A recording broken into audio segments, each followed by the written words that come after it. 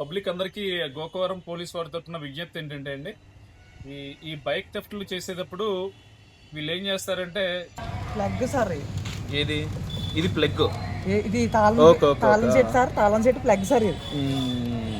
ఇది ఒకటి తీసింది, రెండు ప్లగ్లు వీగేసి ఒక దానికి పిన్నిస్ పెడితే ఆన్ అయిపోతుంది సార్. చూడండి, ఇక్కడ ఇందాక చూపించినట్లు దీంట్లో ఒక పిన్నిస్ పెడితే అది స్కూటీ స్టార్ట్ అయిపోతుంది ఈజీగా. ఈ బైక్ అఫెండర్స్ ఎవరైతే ఉన్నారో ఒక చిన్న పిన్నిస్, ఒక పాల పిన్నిస్ తీసుకొచ్చి ఈ స్కూటీని తీసుకెళ్లిపోతున్నారు. రెండోది ఏంటంటే ఈ బైక్ హోండా షైన్ బైక్, ఇది చూడండి, ఇది ఎప్పుడో ఈ పాత బైక్, ఇది పాత బైక్. దానికి హీరో హోండా వేరే బండి తాళం పెడితే తిరిగేసింది. అంటే ఇక్కడ ఈ కేసులో ఇదేంటంటే దీని తాళం అరిగిపోయింది.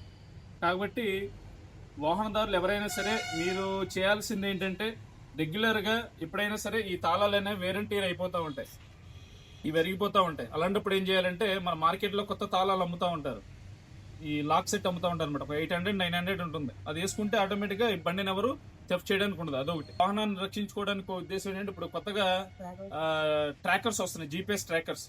ఆ ట్రాకర్స్ పెట్టుకుంటే సంవత్సరానికి 1500 ఎంత ఉంటుంది. ఆ ట్రాకర్స్ మనం దీంట్లో పెట్టుకుంటే మన బండి ఎక్కడున్నా కూడా ఇమీడియట్ గా మనం ట్రేస్ చేసుకోవచ్చు.